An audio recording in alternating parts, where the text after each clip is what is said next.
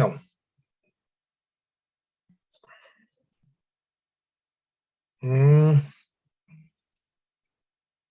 Yo tengo aquí una nota. ¿La debo quitar yo o tú? Solo dale OK nada más, o go it, si está en inglés. Got it, ya, correcto. Bueno, ya me estoy viendo en primera plana. No traje un PowerPoint porque el capítulo 1 tiene tanta información que no quise más bien tratar de que podamos tener bases y algunos de los temitas que son más importantes en el capítulo 1, poder un poquito explicarlos más. Pero creo yo que en el tiempito que tengamos vamos a poder orientarnos bastante bien. Yo quisiera comenzar porque es prácticamente, ¿qué podríamos decir? Default, ¿no es cierto? De cajón, tener que hablar un poquito del porqué del Apocalipsis, ¿verdad? La misma palabra Apocalipsis significa revelación, como muchos ya lo sabemos, echando por tierra cualquier situación que se ha venido dando en el mundo, en las películas, haciendo parecer al libro de Apocalipsis como un libro misterioso, tal vez un libro que nos pueda infundir miedo. No, es una revelación, ya vamos a ir viendo de qué. Lo bonito de esto, que a mí me ha parecido al volver a reestudiar este tema, es que algo que parecía totalmente negativo para Juan y totalmente positivo para los enemigos del apóstol Juan, resultó siendo lo contrario. Claro, el apóstol Juan estaba ya llegando a sus 85 años más o menos y toda su vida había predicado acerca del Evangelio de nuestro Señor Jesucristo. Por lo tanto, todos los Nerones y Domicianos y todos estos emperadores que no estaban conformes con la predicación de la iglesia primitiva, querían acabar con todos los apóstoles. El apóstol Juan, el discípulo amado, era el último de los apóstoles que estaba vivo y en vista de que no pudieron acabar con su vida, decidieron expatriarlo, digámoslo así, ponerlo en una isla desértica donde seguramente pensaron ellos el apóstol Juan iba a morir, sin amigos, sin contacto, tal vez sin mucha alimentación, privado de la libertad, en una isla rocosa del mar Egeo. Es decir, todo era negativo.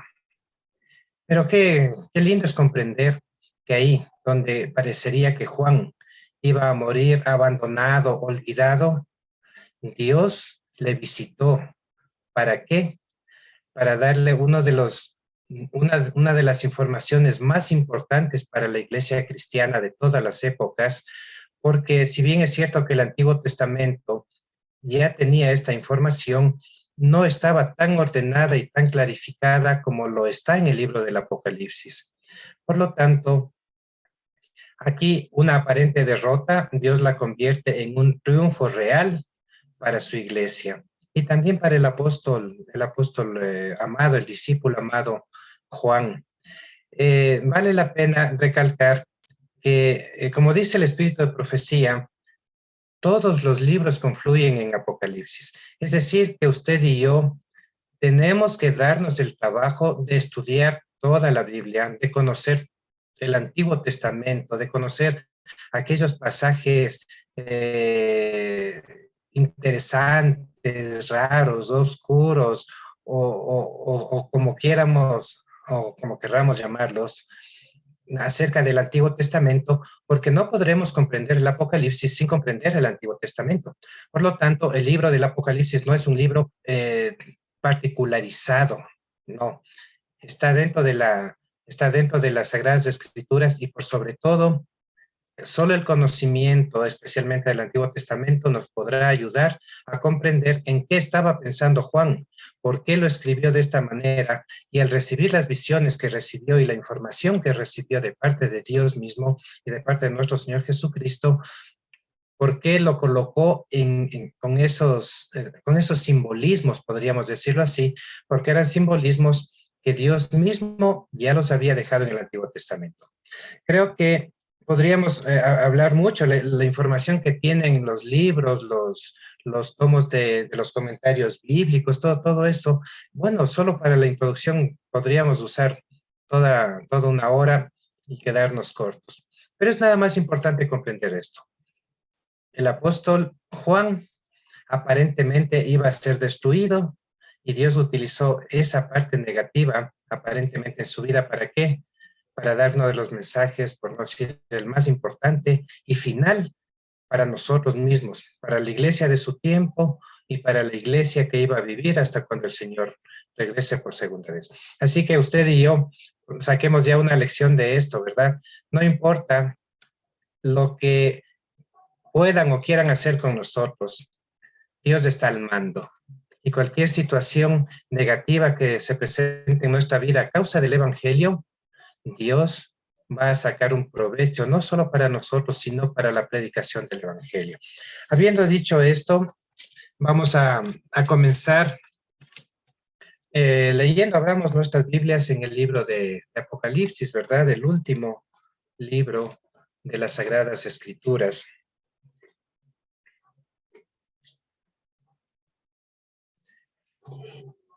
El versículo 1 comienza con una palabra muy interesante, la revelación de. Esta palabra revelación en el griego es apocalipsis y se debe a esta palabra el nombre del libro, Apocalipsis, o en español Apocalipsis, y esto significa una revelación, como está traducido, pero en realidad la palabra da la idea de descorrer un velo de una cortina, de tal manera que esto implica que hay algo detrás de la cortina que, de no ser recorrida la cortina, no se lo va a poder conocer ni mirar. Por lo tanto, cuando dice que es la revelación de Jesucristo que Dios le dio para manifestar a sus siervos las cosas que deben suceder pronto, lo que nos está diciendo es que es una revelación que solo el Señor Jesucristo la tiene. Ahora hay también comentarios con respecto a que puede decirse que es la revelación de Jesucristo, de la persona del Señor Jesucristo. Pero conforme avanzamos en el contexto del libro, nos damos cuenta que no es solo la revelación de la persona de Jesucristo, sino es la revelación que nuestro Señor Jesucristo, únicamente por ser Dios mismo, la tiene, y es el único que puede dar esta información a la luz de que Él es este mismo Dios. ¿Y por qué no dice, por ejemplo, la revelación de Cristo o la revelación de Jesús? Parece ser que el apóstol Pablo el apóstol Juan, de una manera muy intencionada, pone la revelación de Jesucristo, porque la palabra Jesucristo justamente está compuesta de Jesús y Cristos, de Jesús y de Cristos, donde Jesús, de Manuel, Dios con nosotros, o Cristo, o el Jesús, aquel es ser que viene también del antiguo, del Yeshua, del Josué, que significa Jehová es salvación, Jehová es generosidad. Nos está hablando de la parte divina de Cristo. Ese Yeshua, el Yeshua o Joshua, viene a ser el Jehová. Y luego el Cristos, que viene como es del griego Christos y del hebreo Mesías, que significa Mesías, donde durante la historia del Antiguo Testamento hubieron varios Mesías, pero siempre se esperaba al Mesías de los Mesías, digamos así, al mismo Dios, como el Mesías, el cual fue manifestado en el bautismo de nuestro Señor Jesucristo, manifestando la parte humana de aquel Dios, de aquel Dios Yeshua. Por lo tanto, la palabra Jesucristo muestra a nuestro Señor como el Dios hombre, como aquel ser divino humano, como el Dios mismo que descendió, se hizo hombre y habitó entre nosotros. ¿Cuál es el objetivo de estos 3 primeros versículos, donde se da una especie de presentación del libro? Lo vamos a leer, los 3 versículos. Nos dice que es la revelación de Jesucristo, que Dios le dio para manifestar a sus siervos, ¿no es cierto?, las cosas que deben suceder pronto, y la declaró enviándola por medio de su ángel a su siervo Juan, que ha dado testimonio de la palabra de Dios y del testimonio de Jesucristo y de todas las cosas que ha visto. Bienaventurado, por lo tanto, el que lee y los que oyen las palabras de esta profecía y las guardan, ¿no es cierto? Guardan las cosas en ellas escritas, porque el tiempo que dicen está cerca. Bueno, es interesante comprender que el que toma la iniciativa de todo esto es Dios el Padre. Y Dios el Padre lo manda a través de nuestro Señor Jesucristo, ¿sí? El mensaje de Dios, la revelación que va a hacer Dios al ser humano de algo que el ser humano no puede conocer, ¿sí? Porque revelación o revelar en el aspecto bíblico significa el acto divino por medio del cual Dios da a conocer al hombre cosas que el hombre por sí mismo no podría conocer, de tal manera que son cosas que solo Dios las sabe. Como vamos a poder ver más adelante, profecía, es decir, futuro. Dios el Padre decide revelar estas situaciones, estos acontecimientos al hombre, y lo hace por medio de nuestro Señor Jesucristo, el cual se presenta ante Juan para darle a conocer todos estos acontecimientos. Ahora, Juan es presentado como un siervo y por medio de él también manifestar estas cosas a sus siervos. La palabra que está escrita ahí, tulos, que significa un esclavo, pero hasta cierto punto un esclavo voluntario, un esclavo que quiere ser esclavo. En este caso, cada uno de nosotros deberíamos considerarnos como esclavos de Jesucristo y aunque no dignos, sí, ¿cómo podríamos decir? Aquellos hacia los cuales va dirigido este mensaje. En este caso se lo da a Juan, que es aquel que lo confirma, ha dado testimonio de la palabra de Dios en el versículo 2 y del testimonio de Jesucristo y de todas las cosas que él ha visto.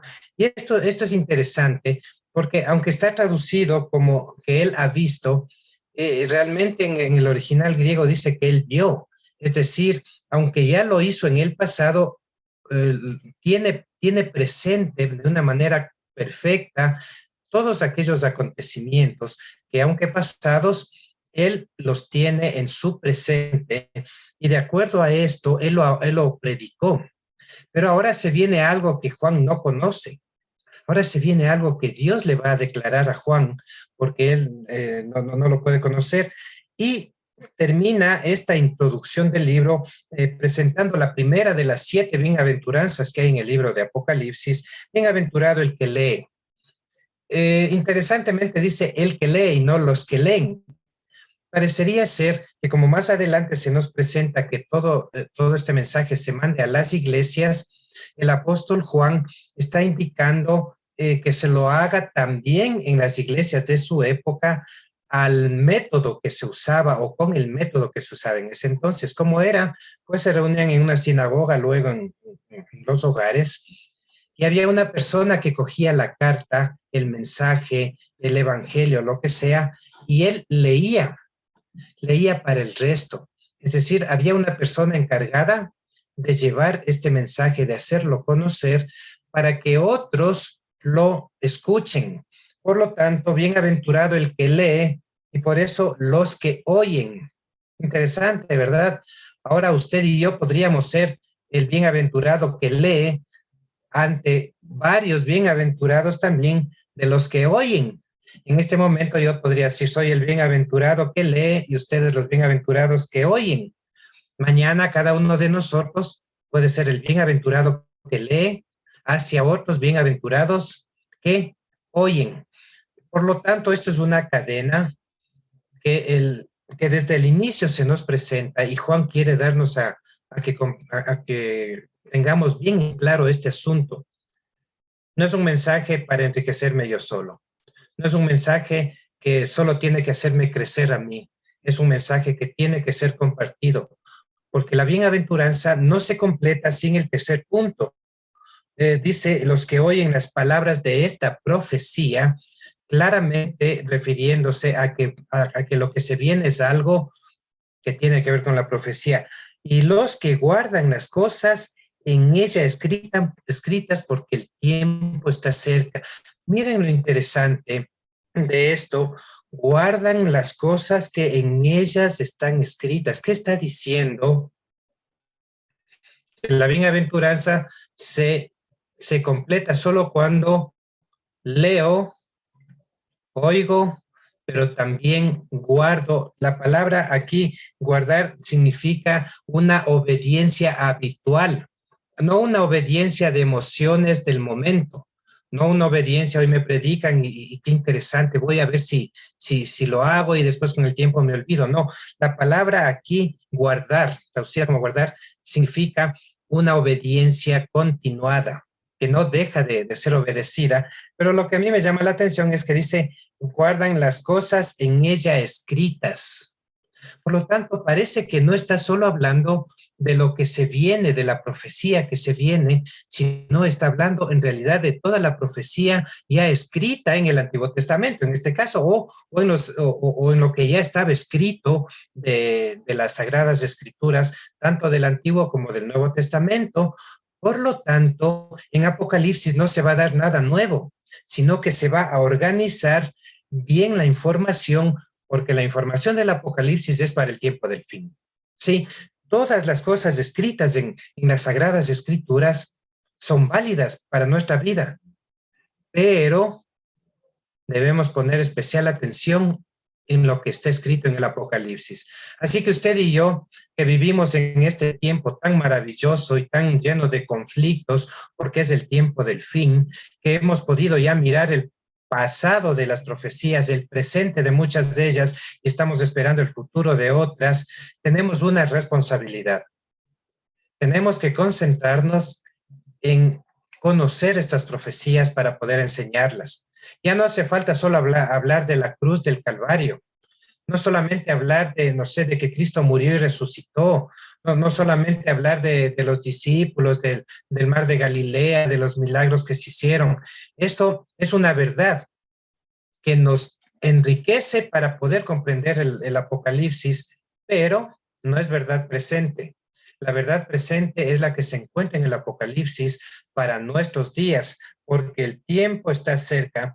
Y entonces, desde el versículo 4 hasta el versículo 8, viene un saludo por parte de Juan, donde hace una presentación global del porqué, ¿sí? Del porqué del Apocalipsis. Juan dice a las 7 iglesias que están en Asia, gracia y paz a vosotros del que es y que era y que ha de venir y de los 7 espíritus que están delante del trono. Saben que este versículo es súper importante que lo comprendamos. Así brevemente, Juan a las 7 iglesias de Asia. Desde este momento, Juan comienza con un sinnúmero de 7 simbólicos que van a incluir a la iglesia, ¿sí? Porque en Asia no había solamente 7 iglesias. La misma Biblia nos presenta, por ejemplo, que en Colosa, ¿no es cierto?, los colosenses, había una iglesia. En Hierápolis también había otra iglesia y pertenecía a la provincia de Asia, que es la actual Turquía.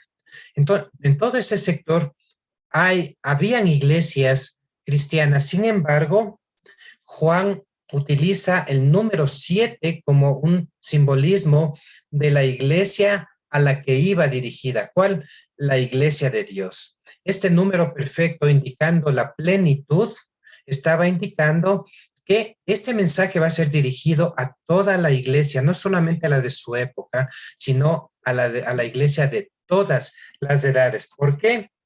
Por la gracia y la paz que vienen de Dios. Y aquí dice del que es, y que era, y que ha de venir. ¿Saben qué?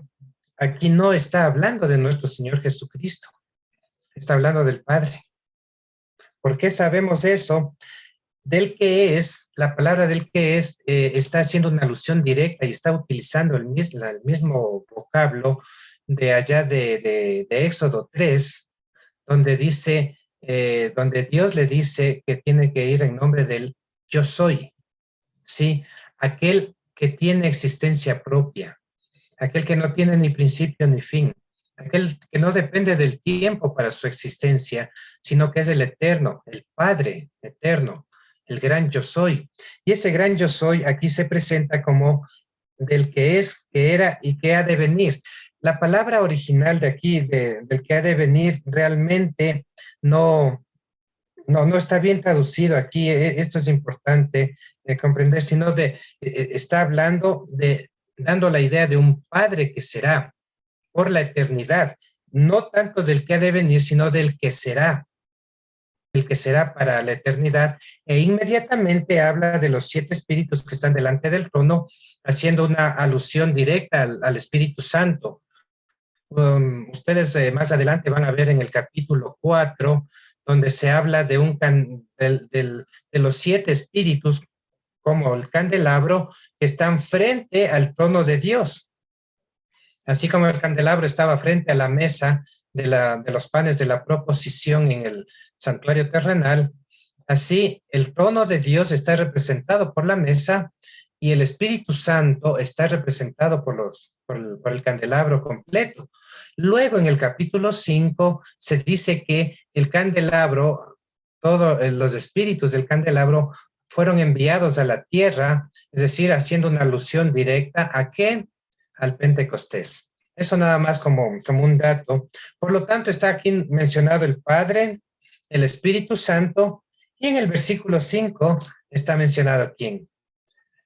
La tercera persona que falta de la Santísima Trinidad, y de Jesucristo, el testigo fiel, el primogénito de los muertos. Es de manera interesante aquí que el apóstol Juan de manera intencional, menciona al Padre y al Espíritu Santo, para luego mencionar al Hijo, a nuestro Señor Jesucristo, porque definitivamente de ahí en adelante va a comenzar a referirse solo a Él.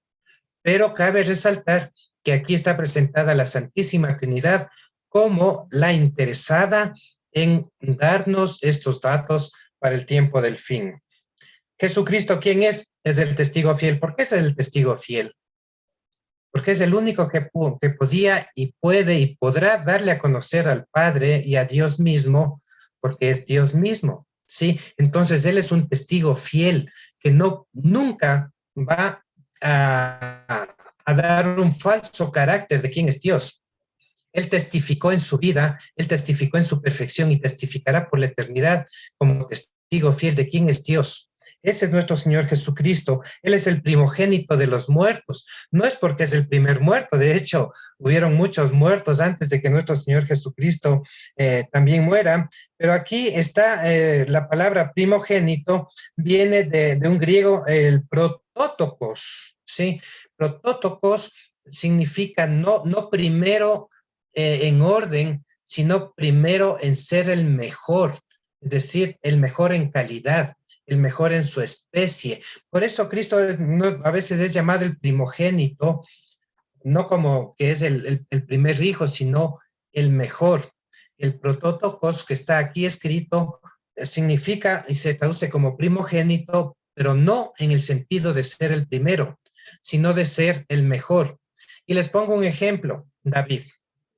David es llamado un protótokos, es llamado un primogénito, pero David no era el primero. David más bien era el último de los hijos, pero fue escogido por Dios por ser el mejor. Interesante, ¿verdad? ¿Por qué? Porque para Dios el primero no es el que primero nace, sino el mejor. ¿Cómo sucedió con Jacob y Esaú?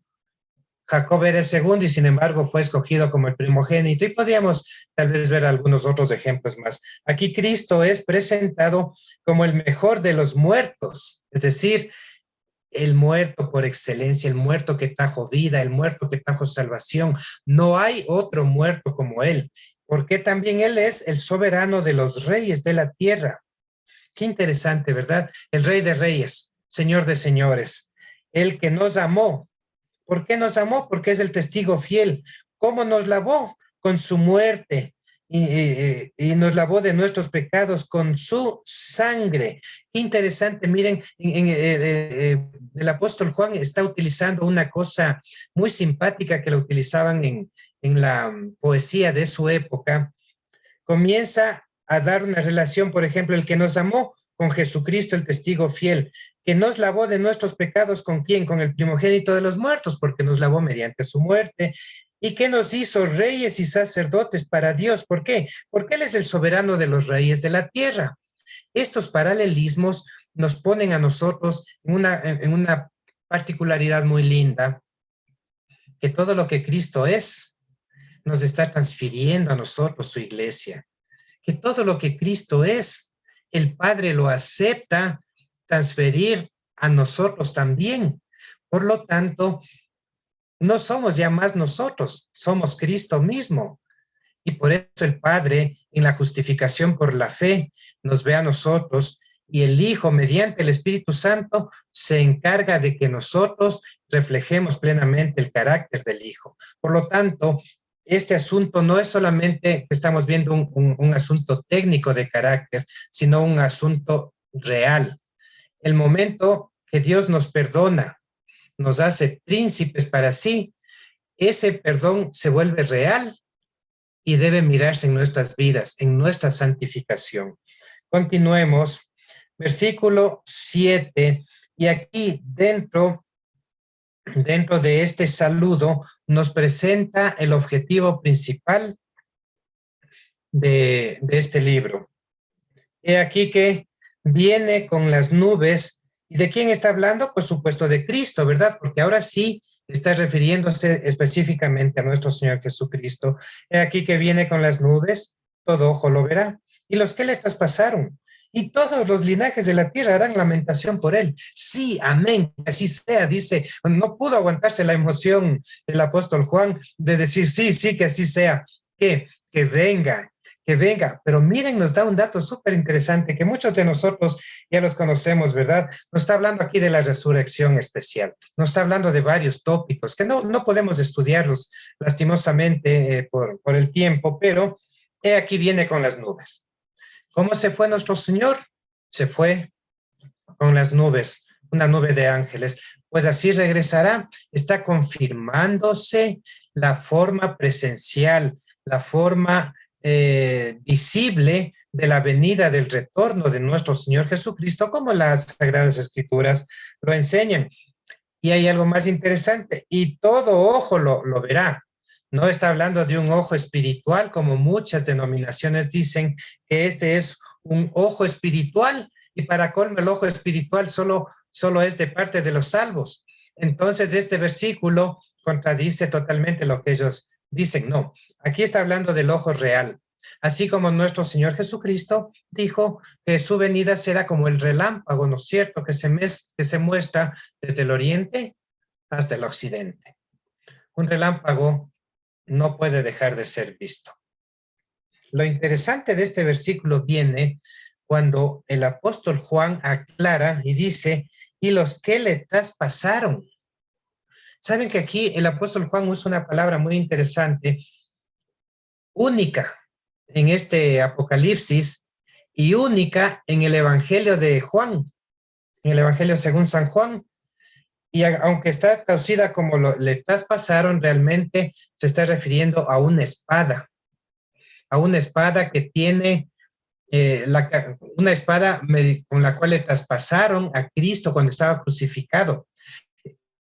El apóstol Juan, tanto en el Evangelio de según San Juan como en el Apocalipsis, utiliza la misma palabra que utilizó cuando dice que con la lanza le traspasaron a Cristo en el costado. Significando esto que cuando el apóstol Juan dice aquí, los que le traspasaron, está hablando de aquellos que físicamente le traspasaron a Cristo, de aquellos que en su tiempo le traspasaron. Es decir, no sé, los soldados, los que le escupieron, los que le flagelaron, los que se burlaron, los que le abofetearon, los que declararon la muerte, los que dijeron crucifícale y que caiga su sangre sobre nuestros hijos, sobre nuestras generaciones, etcétera. Esos son los que le traspasaron. pero parecería absurdo, ¿verdad?, que esté hablando de ellos porque ahora ellos están muertos. Sin embargo, el apóstol Juan nos dice que ellos van a estar vivos cuando Cristo venga y le van a ver. Y esto es totalmente bíblico. ¿Por qué? Porque en Daniel 12:1, ¿no es cierto?, 12:2, se nos informa que después de ese gran tiempo de angustia, ya cuando esté un poquito antes de la venida de nuestro Señor Jesucristo, sucederá algo impresionante. Habrá una resurrección especial, no la resurrección general donde aquellos que han muerto en Cristo resucitarán primero y luego al ser resucitados serán transformados en un abrir y cerrar de ojos y etcétera, etcétera. No, es una resurrección donde resucitarán malos y buenos. En la resurrección final solo resucitan los buenos, los justos. En esta resurrección de Daniel 12:1 y 2, se nos indica que es una resurrección donde resucitarán malos, impíos y justos y buenos. Pero resucitarán unos para vida eterna, porque fueron inscritos en el libro de la vida, y otros resucitarán para vergüenza y para perdición. Por lo tanto, es interesante comprender que estos son aquellos que están siendo mostrados por aquí, por el apóstol Juan, en los que le traspasaron. Y ustedes recuerden, en Mateo 26:64, cuando Caifás y todos ellos le estaban prácticamente sentenciando a muerte a nuestro Señor Jesucristo, le dijeron, dinos si tú eres el Hijo de Dios. Y el Señor Jesucristo, podemos leer ahí en San Mateo 26:64, le dijo, tú lo has dicho, y de cierto les digo a todos ustedes, aunque le dijo Caifás, tú lo has dicho, les dijo a todos los demás, de cierto os digo a todos los que estáis aquí, que veréis al Hijo del Hombre viniendo en las nubes de los cielos. ¿Cómo iban a poder verle venir a aquellos que ya han muerto si no resucitan? Por lo tanto, aquí los que le traspasaron van a resucitar un poco antes de que nuestro Señor Jesucristo venga, es decir, un poco antes del pacto de paz. Esto se irá estudiando más adelante, para verle venir a Cristo, nuestro Señor, en gloria y majestad. Y a este grupo se unirán los que están al ladito, y todos los linajes de la tierra harán lamentación. Sí, porque esta situación se está ahora extendiendo no solo a los que vivieron en el tiempo de nuestro Señor, sino a aquellos que continuaron viviendo, persiguiendo a los cristianos, persiguiéndole a Cristo mismo en su pueblo, en su iglesia, aquellos que mataron, no se hicieron tanto daño. Aún actualmente hay mucha gente que se ríe de Dios, quiere desaparecer de la memoria de la humanidad a Dios. En fin, todos ellos serán resucitados. ¿Para qué? Para ver a Cristo venir por segunda vez, y harán lamentación. Pero esta lamentación es una lamentación que se hace por un muerto. Es interesante, pero no es la lamentación por el muerto de nuestro Señor Jesucristo, sino por ellos mismos. Es decir, es una lamentación por su propia condición. Se dan cuenta de que están perdidos, y aunque no les importa, no quieren sufrir las consecuencias terribles de lo que están sintiendo. Esta lamentación solamente es como la que tuvo ese arrepentimiento que tuvo Judas. Nada más un arrepentimiento por las consecuencias, no por lo que habían hecho. No podemos seguir ahondando más en esto. Sin embargo, el versículo 8 dice, yo soy el alfa y la omega, el principio y el fin, dice el Señor, el que es, el que era y el que ha de venir, el Todopoderoso, el Shaddai.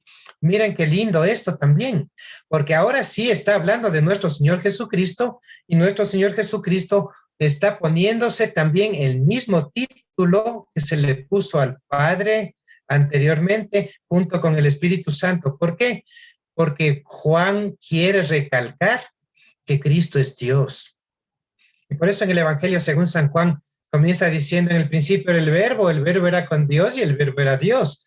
Porque a Juan lo que más le interesó que el judío comprenda, y que nosotros también comprendamos, es que Cristo no fue un hombre que vino a hacer un cambio en la historia, no fue un profeta excepcional, espectacular.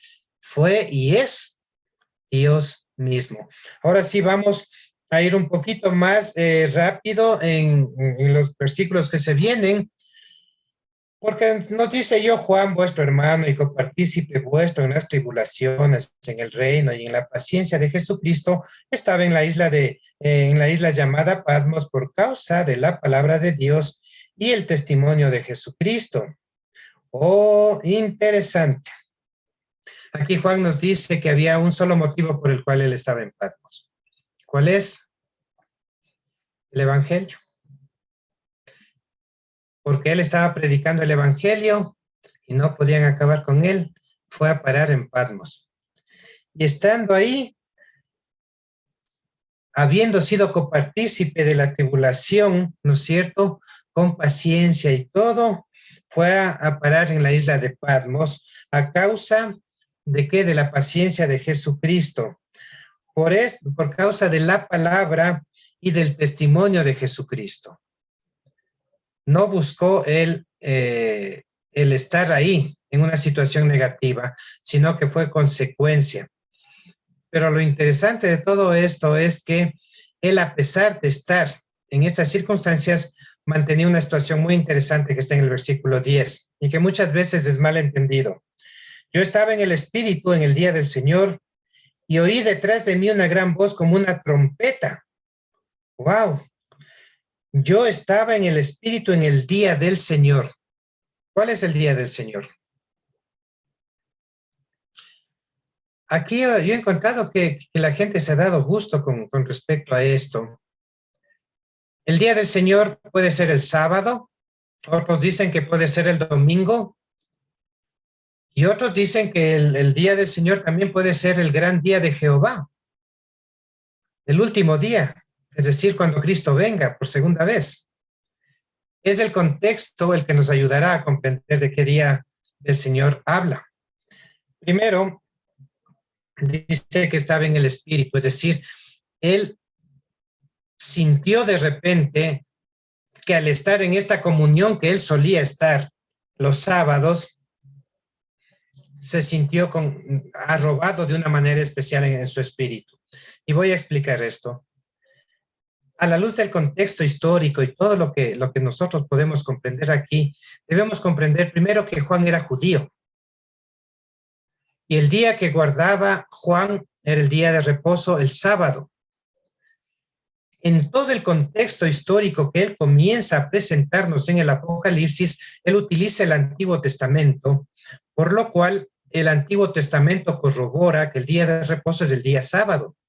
Además, él mismo, sí, le oyó al Señor Jesús declararse él como el Señor del sábado. Por lo tanto, cuando él habla aquí, estaba en el día del Señor, está hablando del día del Señor del sábado, como él lo comprendía. Y él, como judío, lo estaba observando. Y el día sábado se guardaba y se observaba aún en ese entonces. Para aquellos que creen que es el día domingo, hay un problema, porque este versículo fue utilizado muchísimo por la iglesia primitiva para referirse al día del Señor. Apenas cerca del año 200 después de Cristo, es decir, unos 100, casi 100 años después de que fue escrito el Apocalipsis por el apóstol Juan, recién algunos comenzaron a poner en evangelios apócrifos, ¿sí? Comenzaron a poner el día domingo aquí. Le cambiaron la palabra día del Señor por un latín, Dominicus Dei, ¿sí? Para decir que este día del Señor era el día domingo. Pero esto encontramos solo en evangelios apócrifos. Yo me puse ayer a buscar algo sobre los evangelios apócrifos. Me pareció súper interesante que hay como 15 evangelios apócrifos, los cuales fueron sometidos a una rigurosidad bíblica. Oigan, y yo, bueno, escuché cosas, pero tremendas que se dicen ahí en los evangelios apócrifos, por lo cual fueron desechados porque eran totalmente contrarios al canon bíblico, al concepto bíblico, al concepto de salvación, al concepto de quién es Jehová, quién es Dios, quién es, qué es el amor, todo esto. Por lo tanto, estos evangelios quedaron ahí. Sin embargo, ustedes y yo sabemos, y se va a ver más adelante en el Apocalipsis, cómo muchas de estas falsas doctrinas fueron puestas como verdaderas doctrinas en la iglesia popular y comenzó todo un caos de herejías, comenzó todo un caos de apostasía, en la cual siempre un remanente se mantuvo firme. Yo estaba en el espíritu del Señor, yo estaba en el día de reposo. El espíritu de profecía confirma perfectamente que era el día sábado, en el cual se encontraba Juan. Oí detrás de mí una gran voz como de trompeta. Oí detrás de mí. Saben que yo hasta recientemente pensaba que Juan escuchó a una persona hablando detrás de él y él se dio la vuelta, pues no, para mirar de quién se trataba. Pero esta palabra detrás de mí, yo no la había encontrado hasta un par de años atrás, que leí un libro de un judío que habla acerca, es un judío cristiano, un judío adventista, perdón, uno de los científicos judíos adventistas que tenemos, que escribió algo con respecto al Apocalipsis, y él aclara que la palabra kedem, que significa delante, designa lo que ya ha ocurrido en el pasado. Es decir, cuando la palabra kedem en la Biblia se traduce como delante, no está hablando como nosotros entendemos en nuestro occidente, delante lo que viene, el futuro está hacia adelante. No, en el hebreo es al revés. La palabra kedem, que significa delante, más bien designa lo que ya ha ocurrido en el pasado. Y la palabra que está aquí en el Apocalipsis, en Apocalipsis 1:10, cuando dice detrás de mí, en cambio es la palabra jaar.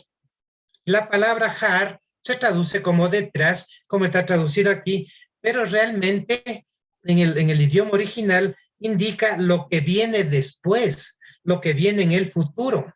En nuestro mundo occidental nosotros decimos que miramos hacia adelante mirando el futuro, ¿verdad?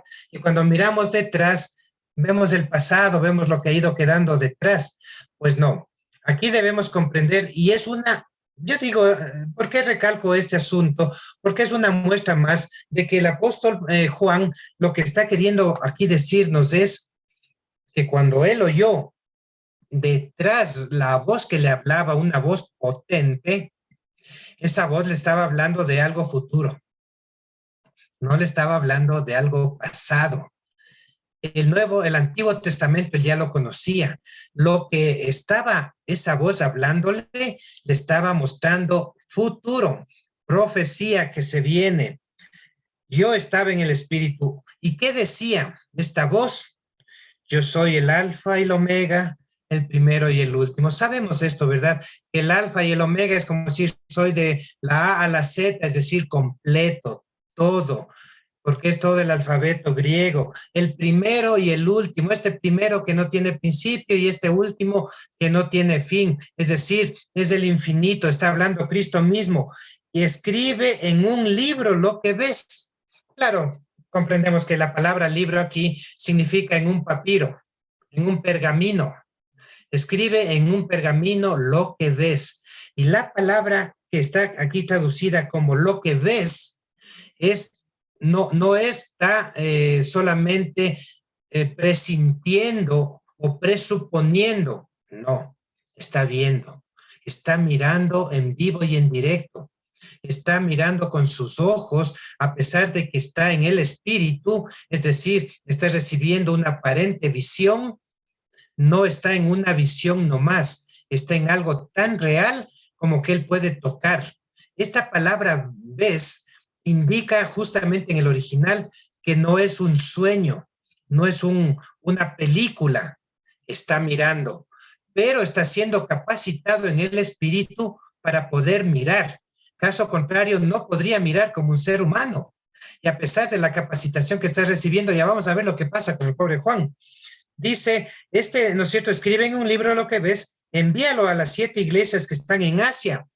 Y ahora repite estas 7 iglesias como el número 7, un orden perfecto, un simbolismo de la iglesia completa, pero dice que son las iglesias de Éfeso, Esmirna, Pérgamo, Tiatira, Sardis, Filadelfia y la Odisea. De una manera muy interesante, estas 7 iglesias geográficamente están ubicadas en un camino que, si el apóstol Juan escribe un mensaje en Patmos y le da a un mensajero para que entregue este mensaje desde Patmos, las iglesias están en este orden. El mensajero tendría que recorrer este orden para ir de una a otra en un sentido correcto de distancia. Primero iría a Éfeso, luego a Esmirna, luego a Pérgamo, luego a Tiatira, a Sardis, llegaría a Filadelfia y terminaría en la Odisea y concretaría todo,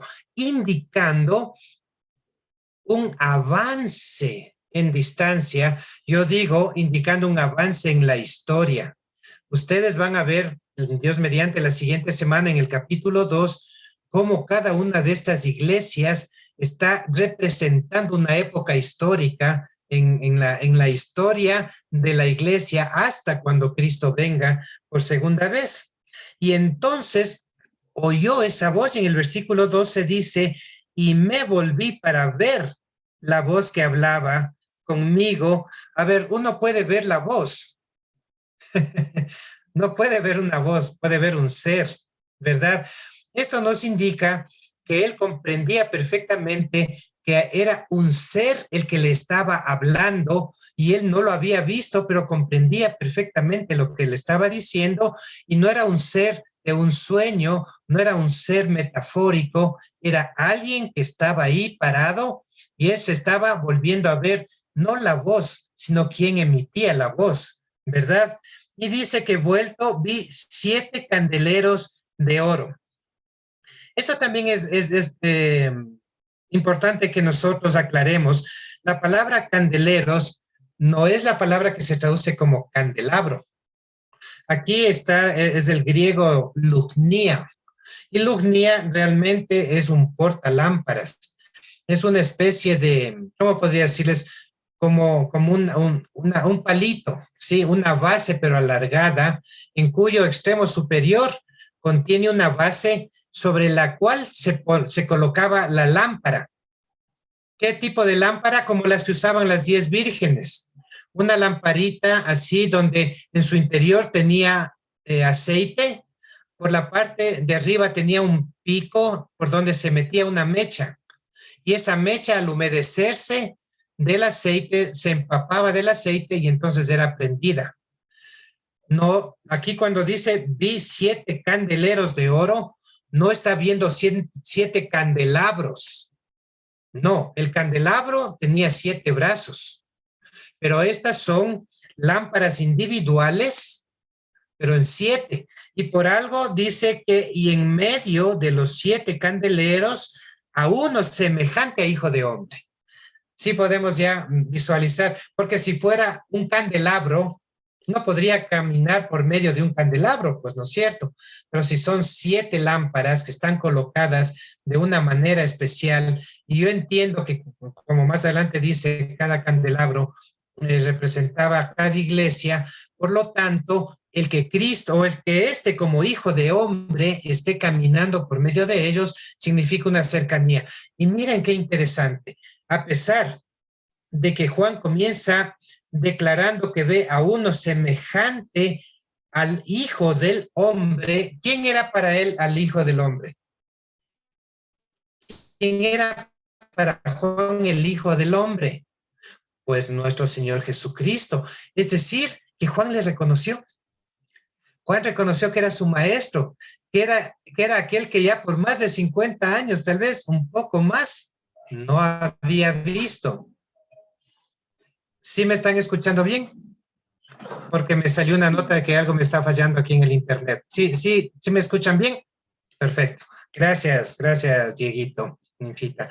Muy bien. Entonces, retomando, Juan reconoce a nuestro Señor Jesucristo en aquel ser divino que está apareciéndose ante él y que ya le estaba hablando con una fuerte una fuerte voz, una voz como de trompetas, dice, ¿verdad? Y que le estaba hablando acerca del futuro, de los acontecimientos futuros, y aclarando que es el semejante al Hijo del Hombre, no el mismo Hijo del Hombre que él, con el cual había caminado en la tierra, no el mismo Hijo del Hombre que le vio hacer milagros, no el mismo Hijo del Hombre en cuyo regazo él se recostaba, ¿no es cierto? Como nos dice las Sagradas Escrituras, era él, pero semejante. Era hombre mismo, pero ahora tenía una particularidad. Y entonces dice que él estaba vestido de una ropa que llegaba hasta los pies, una túnica como los reyes, una túnica elegante y ceñido por el pecho con un cinto de oro. Ahora estaba con vestiduras reales, pero vestiduras reales sobrenaturales, vestiduras reales, pero reales de la deidad, divinas. Porque continúa diciendo, miren, ahora el pobre apóstol Juan no tenía palabras con qué describir esta magnificencia de Dios, de Cristo Dios, de Jesucristo. Su cabeza y sus cabellos eran blancos como blanca lana, hubiera dicho como blanca nieve también, ¿no es cierto? Sus ojos como llama de fuego. Es que no era una aparición terrible y deformada de un ser impresionante que tenía el pelo blanco, los ojos de fuego, sino que era tal la deidad, tal la divinidad de Cristo, que a pesar de que el apóstol Juan estaba siendo capacitado en el espíritu para poder mirarlo sin morir, no había palabras humanas para describirlo. Solo el fuego, la nieve, la blanca lana, se le venía a la mente en palabras humanas al pobre Juan. Sus pies semejantes al bronce bruñido. Es la primera vez que aparece en la Biblia este bronce bruñido y no se puede no comprender cuán magnificente era el bronce, más aún el bronce bruñido, un bronce pulido. Sí, refulgente como en un horno y su voz como estruendo de muchas aguas. ¿Qué más podía decir el pobre apóstol Juan? Estaba metido en una isla donde a diario escuchaba el mar rugir. Y eso estaba peor. Una voz magnífica.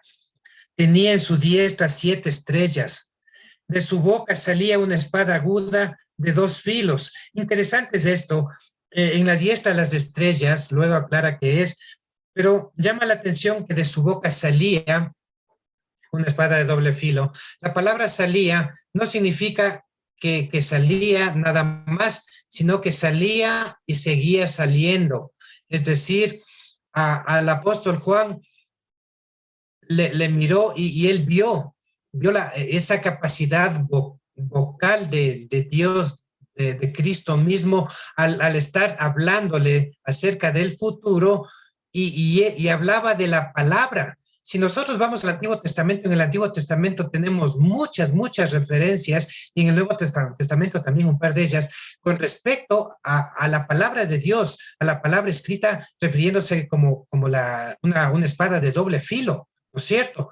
Entonces, a mí me da la impresión aquí de que lo que el apóstol Juan quería decir es que toda ese caudal de profecía, de futuro que salía de la boca de nuestro Señor Jesucristo y salía, tenía que ver con el Antiguo Testamento, tenía que ver con el Nuevo Testamento, tenía que ver con la misma Biblia, tenía que ver con profecía que estaba ahí, pero mal organizada, y ahora él tenía que organizarla porque Dios le iba a dar ese poder. Entonces salía una espada, salía la palabra de Dios mismo y salía y continuaba saliendo, significa esto, y su rostro era como el sol cuando resplandece en su fuerza. Qué terrible aparición. Cuando le vi, caí como muerto a sus pies, a pesar de haber sido capacitado, haber estado en el espíritu, no podía soportar la presencia de Dios.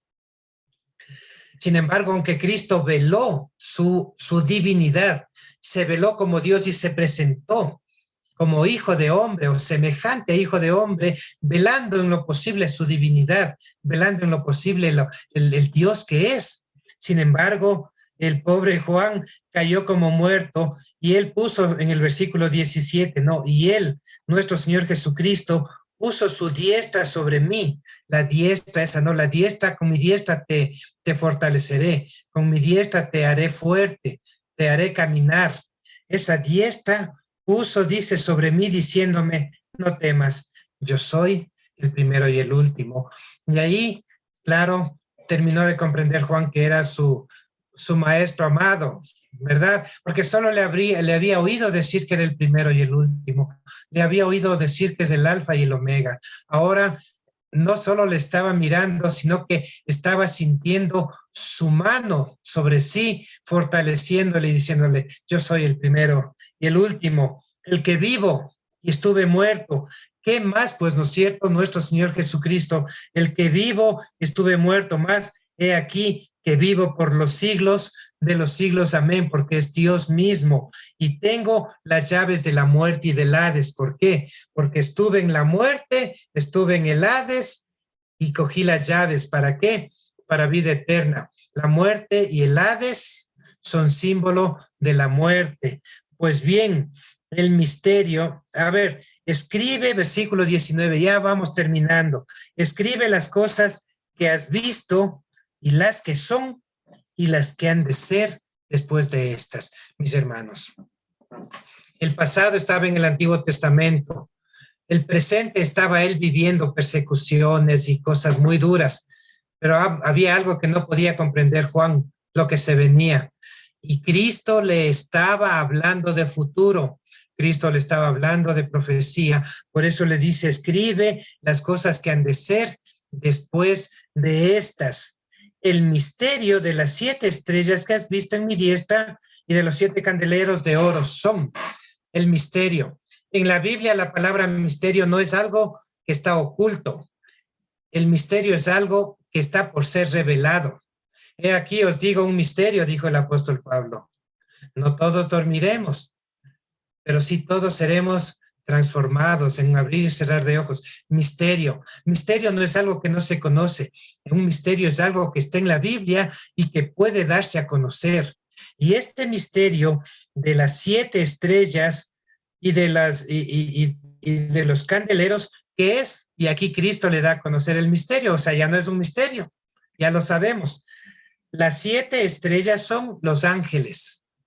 Y de las 7 iglesias, y los 7 candeleros que han visto son las 7 iglesias. Por lo tanto, los ángeles, los mensajeros, aquellos que debían coger el Apocalipsis y leer, bienaventurado el que lee, o sea, el ángel o la estrella que lee, para todos los que oyen y para todos los que hacen. ¿Por qué?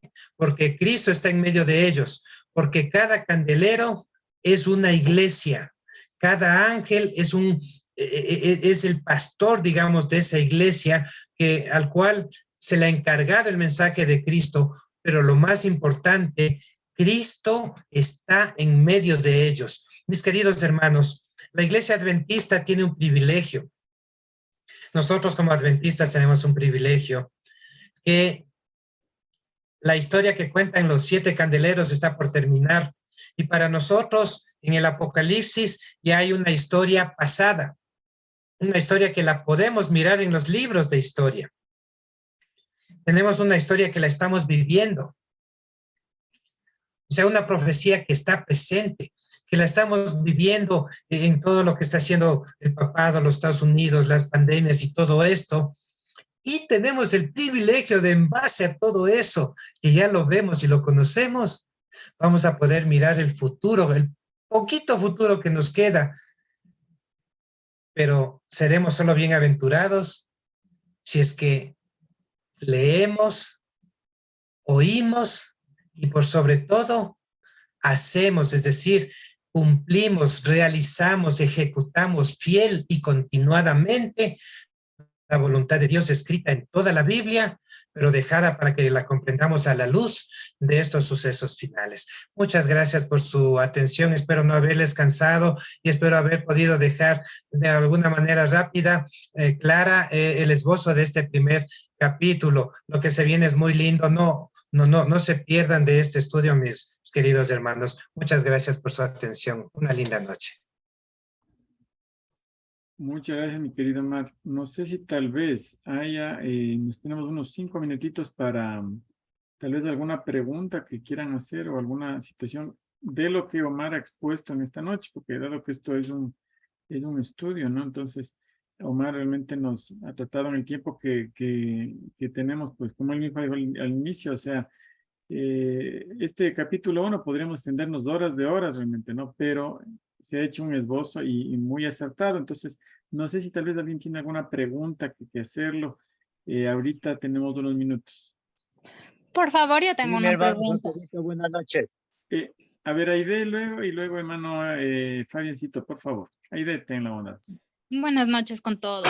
Una pregunta, Omarcito. En el versículo 12 que tú mencionaste de los 7 candeleros, yo alguna vez escuché bueno, en algunas Biblias se traduce como candelabros. Entonces yo pensaba y alguna vez escuché que aquí Juan está viendo a Jesús en el lugar santo. Porque nosotros sabemos y veremos, creo, más adelante, que un santuario parecido al que había aquí en la tierra o sea, era una representación de un santuario en el cielo.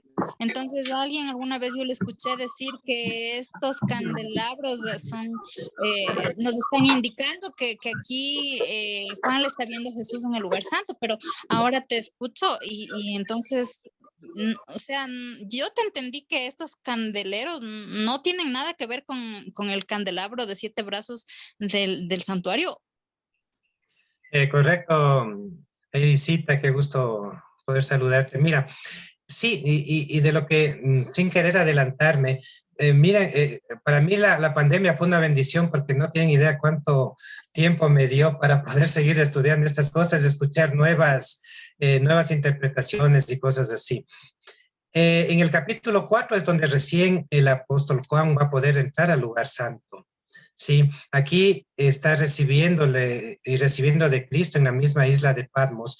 Y para mí también fue muy interesante esto, pues aún estuve comprobando esto en el comentario bíblico, está, y ustedes pueden coger cualquier comentario en griego, lo que sea, y ver en el versículo 12 la palabra candeleros es lugnia. Y lugnia es un candelero unipersonal, llamémoslo así. No creo que tengo aquí el de candelabro. No tengo lastimosamente aquí la palabra del candelabro, pero este es un candelero que les digo, incluye una base alargada con una base abierta como una flor. En esta base, como una flor, era puesta una lamparita como las de como es de las 10 vírgenes, la parábola de las 10 vírgenes, es una lamparita, como había explicado, con aceite adentro, una boquita arriba donde se mete una mecha y se prende la mecha húmeda por el aceite de oliva. Cada uno independiente, no como un candelabro. Por lo tanto, aquí, tal vez muchos pensando que es un candelabro, quisieron decir que estaba en el lugar santo, pero no es así. Realmente, ajustándonos a lo que la Biblia dice, estos candeleros, estos lugnia, son independientes. El candelabro es el que tiene 7 brazos, pero estos tienen bases con una lamparita encima independientemente y repartidas en el lugar que vio. Si vio el lugar santo, vio el lugar santísimo, puede quedar un poco a la discusión, pero recién en el capítulo 4 de manera acertada se entra al lugar santo porque ahí está el trono, está el altar del incienso y están ahí sí está el candelabro con los 7 espíritus. No sé si he aclarado un poquito en esta respuesta. Sí, muchas gracias y súper interesante. Gracias. Gracias. Hermano Fabián Cislema quería hacer una pregunta, por favor. Sí, yo estoy desde hace mucho tiempo atrás confundido con esta situación de la resurrección. Yo sé que hay dos resurrecciones, pero en Juan 5, 28 y 29 dice que van a resucitar todos, unos para vida eterna y otros para condenación. Y ahora en Daniel también, en el estudio de la mañana estaba viendo de que hay otra resurrección. Y ahorita que habló también el hermano, me puso en esa incógnita de la resurrección. ¿Cuándo resucitan todos? Bien, ¿En la gracias, mi primera hermanito. venida o en la segunda venida? De acuerdo. ¿Cómo es en la segunda Cuando, venida o en la tercera venida? de acuerdo. Cuando nuestro Señor Jesucristo habló de la resurrección de justos e impíos, generalizó por cuanto él tenía bien en claro que de ley, de hecho, hay una resurrección de impíos también. Ahora, para hablar de las resurrecciones brevemente y no alargarnos mucho, el orden cronológico de las resurrecciones serían, luego de que se vienen las plagas postreras, llegando a la séptima plaga, hay un pacto mediante la voz de Dios, al decir hecho está, en este pacto las tumbas de ciertos justos y ciertos impíos es abierta. ¿Cuáles son los impíos? Los que hoy día dije, los que le traspasaron a Cristo y le han seguido traspasando a través de las edades, persiguiendo a su iglesia y contra él mismo. Ellos son los que le traspasaron y ellos resucitan un poco antes de que nuestro Señor Jesucristo venga, es decir, casi al final de la séptima plaga. Pero también hay justos. ¿Quiénes son estos justos? Los que murieron en la certeza del mensaje del tercer ángel, porque Apocalipsis 14, 13, luego de que se presenta el mensaje del tercer ángel, hay una bienaventuranza. Bienaventurados los que mueren de aquí en adelante. Es muy interesante. Esa bienaventuranza tiene que ver con la resurrección de los justos en ese mismo momento. Por lo tanto, esa resurrección de justos e impíos previo a la venida de nuestro Señor Jesucristo tiene que ver solo con los que le traspasaron y con aquellos que vivieron posterior a 1844. Más cuando Cristo viene por segunda vez, ahí viene la resurrección general, donde resucitan solo los justos. A la final trompeta, los muertos en Cristo resucitarán primero, y etcétera, etcétera. Esa es la gran resurrección donde todos los justos, nada más justos, resucitan y los impíos son destruidos con el resplandor de su venida. Ya, pasado el milenio, en cambio, hay una resurrección de solo impíos, donde resucitan aquellos que no resucitaron en la primera resurrección y resucitan para recibir la segunda muerte. Eso brevemente, mi hermanito, nada más. Listo, gracias, gracias. Ahí sí ya me quedé bien clarito. Gracias, mi hermano. Listo, no sé si hay solo una pregunta más. Si no, vamos a concluir ahí.